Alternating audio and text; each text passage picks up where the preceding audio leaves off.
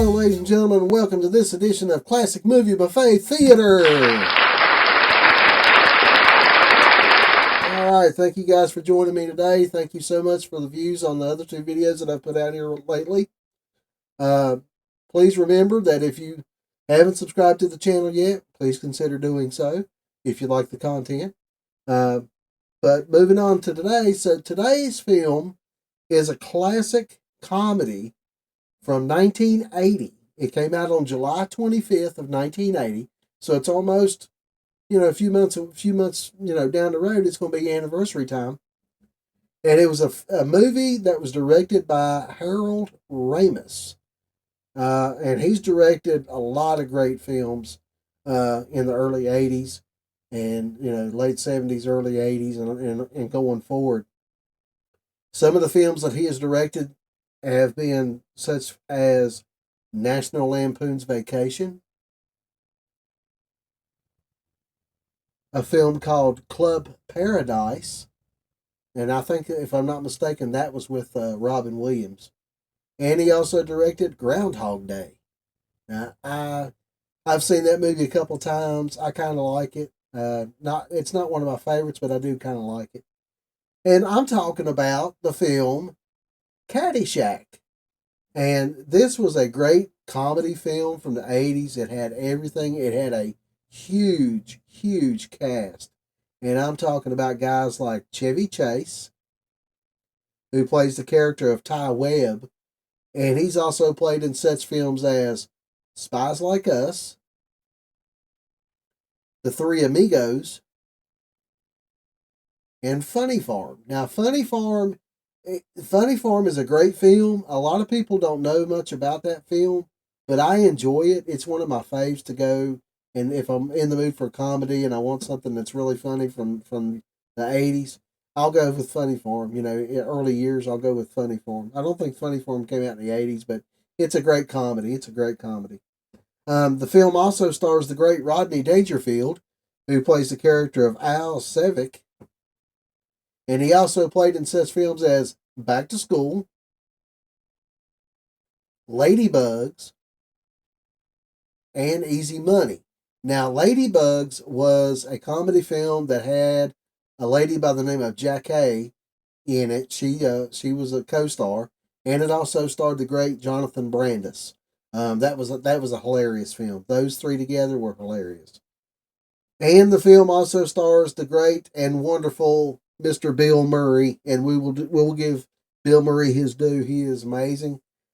He plays the character of Carl Spackler, and he's also played in such great films as Meatballs, of course, Ghostbusters, and he had a cameo in Get Smart, and that starred. It had The Rock. Dwayne Johnson was in that film. And the plot for this film is an exclusive golf course has to deal with a flatulent new member and a destructive dancing gopher. Yes, I did say dancing gopher. If you have not seen this movie, you need to watch this film. Okay, so with that being said, we're going to go ahead and jump into the trailer for Caddyshack. Here we go. Welcome to the Bushwood Country Club. The membership's exclusive. You think I'd join this crummy snobatorium? The help is outrageous. What? The madness is contagious. Bad language, fooling around on the course, poor caddying. But this whole place... Caddyshack, starring Chevy Chase as Ty Webb. Who is that disgusting man over there? A sportsman who really knows how to score. So, what brings you to this nape of the woods, neck of the wave? How come you're here? Rodney Dangerfield as Al Savick, a big shot. My dinghy's bigger than your whole boat! With an even bigger mouth. Hey, somebody step on a duck? Ted Knight as Judge Smales, a man of dignity and a sense of fair play. I've sentenced boys younger than you to the gas chamber. Michael O'Keefe as Danny Noonan, a caddy who wants an education and gets one. You take drugs, Danny? Every day. Good. Cindy Morgan as Lacey Underall. She's got a bad reputation. and she's working hard to keep it. You want to tie me up with some of your ties, Tom? And Bill Murray as Carl Spackler. Just a harmless squirrel, not a plastic explosive or anything, nothing to be worried about. He's not crazy about gophers, but he is crazy. License to kill gophers by the government of the United Nations. And introducing Mr. Gopher as himself.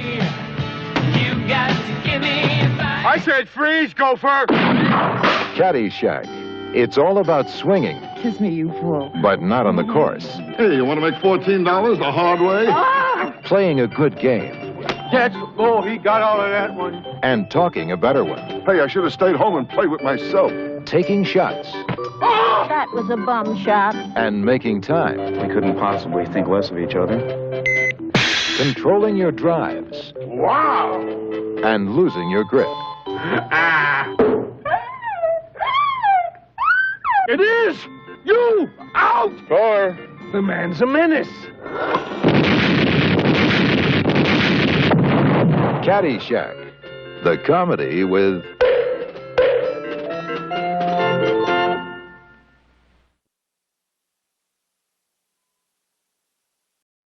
All right, that was the trailer for Caddyshack. I'm telling you, it's classic comedy gold when you get all these characters together.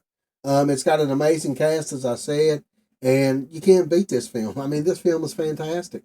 It had a budget of $6 million, and worldwide it grossed $39,918,650.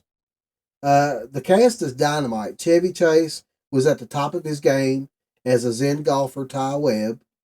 Bill Murray was equally memorable as a demented assistant greenskeeper, Carl Spackler, and Rodney Dangerfield basically played himself with a predictably hilarious results. Rounding it out was Ted Knight, who played Judge Schmales. He effortlessly oozed smart. You know, he's one of those guys that could play just about any role you throw at him, I believe, along with all these other ones here. But Judge Schmales, he made you laugh at him. He made you hate him. I mean, he was excellent. He was excellent. Now, originally, the role of Carl Spackler, played by Bill Murray, which was originally a silent character. He was not to have any kind of speaking in the film at all, none whatsoever, in the script. But after Murray was cast, Harold Ramis encouraged Murray to speak and improv a lot of his lines in the film. Harold Ramis asked Murray to imagine himself announcing his own fantasy sports moment, so the Cinderella story moment was completely improvised by Bill Murray. You know what I'm talking about if you watch the film. And it's a great piece of comedy. A great piece of comedy. A big hill was built from scratch for the cinematic 18th hole last scene in the film, because the country club where they were filming at didn't want them using explosives on the golf course, of course. You know, so they didn't want anything damaged, so they wouldn't let them use explosive on the golf course. So they had to build their own 18th hole in order to blow it up for the final scene in the film, which was fantastic. Excuse me. The pyrotechnic people used too many explosives, which completely destroyed the hill and caused planes flying by to report the explosion as if a plane had crashed there. That had to be, well, the way it was filmed, you know, it was an amazing explosion. But to use so many explosives that you've got planes flying over and they're calling saying, hey, there's a plane crash over here, that had to be massive. Massive. But like I said, this movie is fantastic. From start to finish, the dancing golfer, the scenes with Murray where he's putting together his traps to catch the golfer or to kill the golfer is fantastic. I don't know what kind of animatronics or whatever it was they used for the gopher, but whoever manned that gopher was fantastic. especially at the end when he does his little dance. I think he does it like midway through the movie, but then he does it at the end too, which is absolutely fantastic. But if you have not seen this film, please give this film a watch. It is just due for everybody to see it. It's an amazing comedy film. Uh, Hughes did an incredible job, or not Hughes, Ramis did an incredible job directing the film. And if and it's sad that a lot of the characters in this film, haven't gone, haven't had much luck lately. I think they're kind of like being forgotten. With all this stuff, all these new stars and new talent that comes out now. A lot of people may not even know who some of these people are. And that's one of the main reasons why I wanted to do this kind of channel, or this kind of show, because it will shine some light on earlier classic films that a lot of people nowadays may not have even seen, or maybe even not even thought about watching. And it's sad that movies like this that are so entertaining and so much fun and so fantastic, people are missing out on it. And I just wanted to do this film. It's one of my favorite comedies. Mine and my daughter Sandra, she's been on the channel before. We always used to go around the house mimicking the gopher dance, at the end of the film. It's just one of those memories that wouldn't have been created had it not been for this film. So, it pays to go back and check out some classic films that may not be so classic. You know what I'm saying? A lot of people think when you talk about classic films, you're talking about like 50s and 60s, and some of the early 70s. No. Nowadays, if it's 80s, it's classic. If it's 90s, it's almost classic or is classic. So, with that being said, I'm going to end the video here. Thank you guys so much for tuning in today. I hope you enjoy the video, and be sure to give it a watch. If you do give it a watch and it's the first time you've ever watched it, let me know what you think about it in the comment section down below, or let me know what your favorite scene from this film is.